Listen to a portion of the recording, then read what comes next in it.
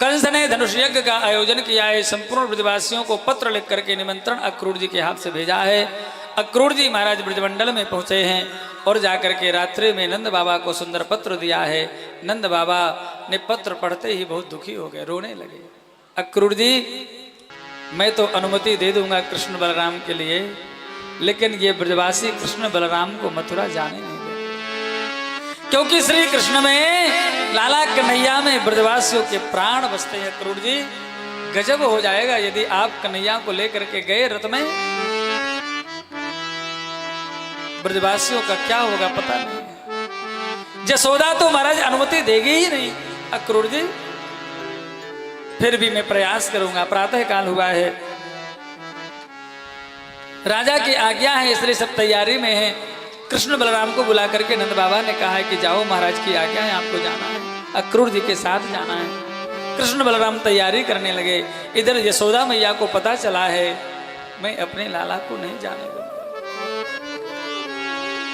यशोदा बार बार यो भागे,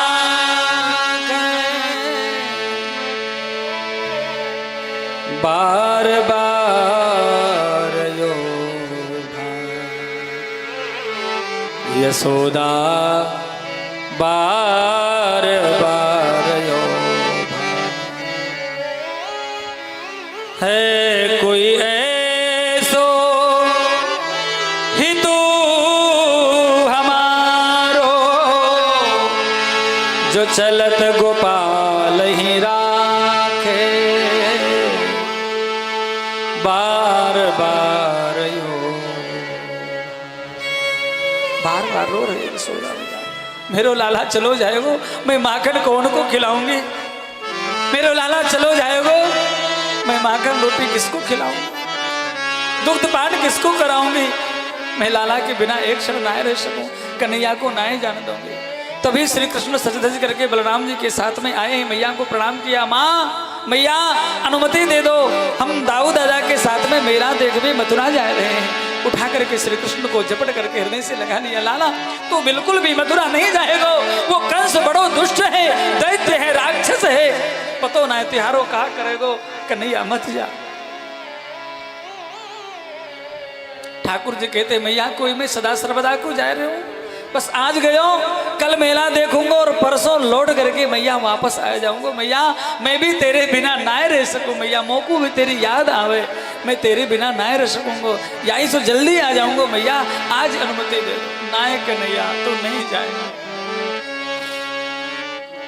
दाऊ दादा ने समझाया, मैया लाला अब छोटो ना है, बड़ो है गयो, 11 वर्ष को है गयो, जाने 2 साल 11वां है,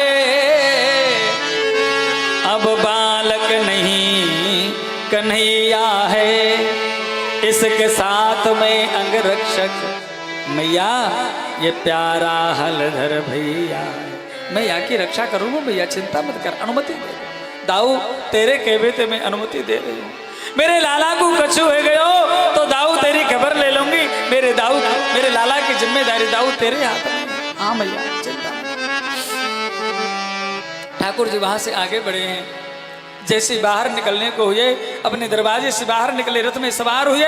ब्रजवासियों को पता चल गया है प्रीतम श्याम सुंदर कन्हैया जायबे भारे हैं। संपूर्ण ब्रजवासी ब्रजगोपी ब्रजग्वाल बाल आकर के आनंद महल पर खड़े हैं, लेट गए रथ के आगे। प्रीतम आपके विरह में रोने से अच्छा है कि आपके रथ के पहिए के नीचे कुचल करके मर जाएं, वो ज्यादा अच्छा है। भगवान ने समझाने का प्रयास किया, ग्वाल बालों ब्रजगोपियों, मैं कोई सदा सर्वदा को थोड़ी जा रहा हूँ, बस आज गयो, कल मेला देखूंगा, परसों लौट करके वापस आ जाऊंगा। और गोपियों, क्या तुम नहीं चाहते कि मेरी कीर्ति 10 दिशाओं में दिग दिगांतरों में पहले? मैं मथुरा जाऊंगा तो मथुरा में कुवलिया पीड़, चाड़ूर, मुष्टिक, सल तोसल, कंस जैसे महान योद्धा का वध करूंगा, संहार करूंगा, मेरी कीर्ति दिग दिगांतरों में फैल जाएगी। क्या तुम नहीं चाहते कि मेरी कीर्ति फैले? गोपियां रो पड़ी। प्रीतम, यदि मथुरा जाने से आपको सुख है, आपको अच्छा लगता है, आपकी कीर्ति बढ़नी है, तो प्रीतम अवश्य जाओ, लेकिन प्रीतम भूल मत जाना, क्योंकि तेरी याद में हम हमको रोना पड़े।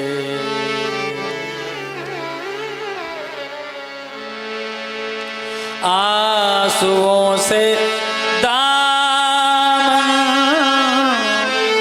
भिगोना पड़ेगा, तेरी याद में हमको रोना पड़े। पहले तो कान्हा हमें प्रीत सिखाई, प्रीत सिखा के काहे बिसरा,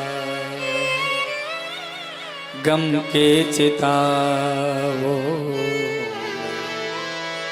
जलना पड़े। तेरी याद में हमको रोना पड़े। गोपियों को संतुष्ट करके भगवान रथ में विराजमान होकर के मथुरा पधारे हैं। यमुना जी में पहुंचे हैं। यमुना जी में भगवान ने अक्रूर जी को सुंदर अपने स्वरूप का दर्शन कराया है। मथुरा में प्रवेश किया। रजक नाम के धोपी के ऊपर कृपा की है, सुदामा नाम के माली के ऊपर कृपा की है, दर्जी के ऊपर कृपा की है, त्रिवक्रा नाम की कुब्जा नाम की दासी के ऊपर कृपा की है, धनुष का भंग किया है, अखाड़े पर प्रवेश किया है, कुवलियापीड़ नाम के हाथी का संहार करते हुए दंगल अखाड़े पर प्रवेश किया, चाड़ूर मुष्टिक सल तो सल 4 विश्वविजयी पहलवानों का भगवान ने उद्धार किया है। कंस महाराज सिंहासन पर खड़ा होकर के तलवार बांध रहा था। मार दो पकड़ लो कृष्ण बलराम को मार डालो, देवकी वसुदेव को उग्रसेन को मार डालो। भगवान झपट करके गए हैं, सिंहासन पर उछट करके चढ़े हैं, तलवार हाथ से गिर गई है। भगवान ने केस पकड़ करके धड़ाम से सिंहासन से नीचे फेंक दिया है, मुष्टिका का प्रहार किया है, कंस के प्राण पखेर उड़ गए। बोलो दुष्ट निकंदन भगवान की जय। भगवान ने देवकी वसुदेव को उग्रसेन को मुक्त किया, उग्रसेन जी को राजा बनाया है।